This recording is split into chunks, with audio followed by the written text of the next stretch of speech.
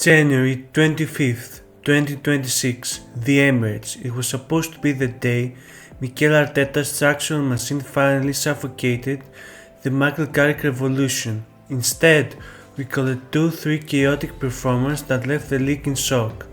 Today I'm going to show you why Arsenal's obsession with total control became their greatest weakness, and how a team built on individual brilliance managed to break the best defense in the world.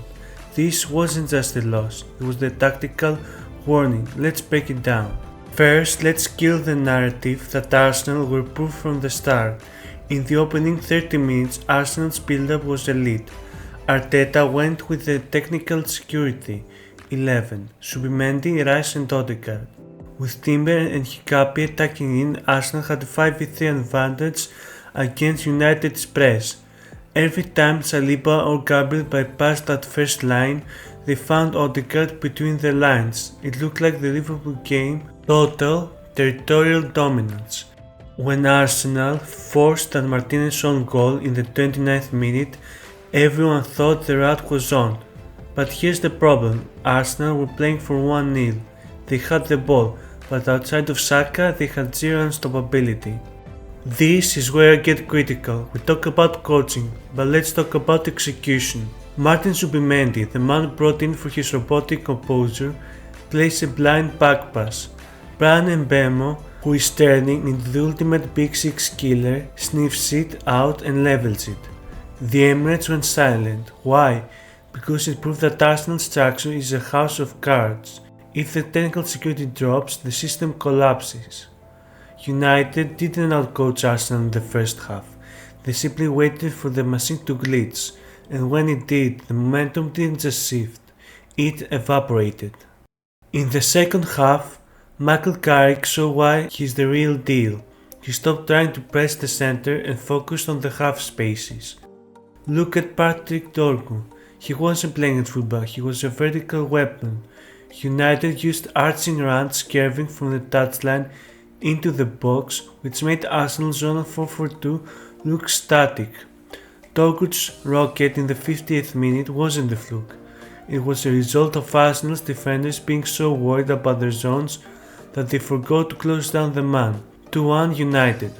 Suddenly, Arsenal's passive defensive stance wasn't being punished by pure distance shooting quality. Arteta panicked, a quadruple sub in the 58th minute, Gyökeres, Eze, Merino and White all on. Why are we starting Gabriel Jesus in a game where United are happy to sit deep? Jesus drops deep, but he doesn't set the play. When Gyökeres came on, Arsenal finally had a top-line threat. Merino's equalizer in the 84th minute felt like a structural win, sustained pressure finally breaking the block. But look at the cost, by chasing the game, Arsenal left the door wide open. 87th minute, Matheus Cunha. This is what I mean by unstoppable profiles. While Arsenal are trying to pass you to death, a player like Cunha only needs one moment of transition, a 25-yard curler into the top corner. This confirms my biggest fear. Arsenal left side of Hikapi, Rice, Trossard lacks the explosive power to finish teams off. If Emirates Eze starts that game on the left, does Arsenal's attack have more chaos? Absolutely. Instead, we saw a team that was predictable in its dominance and fragile in its defense. Arsenal are still in the title race, but the margins are gone. You cannot have 60% possession and lose it to 3 goals from outside the box. It's a technical collapse from world-class players.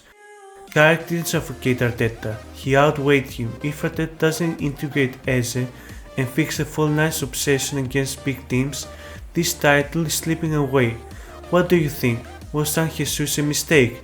Do we need Eze on the left permanently? And how worried are you about Zubimendi's composure? Let me know in the comments. Don't forget to like and subscribe for more deep dive tactical breakdowns.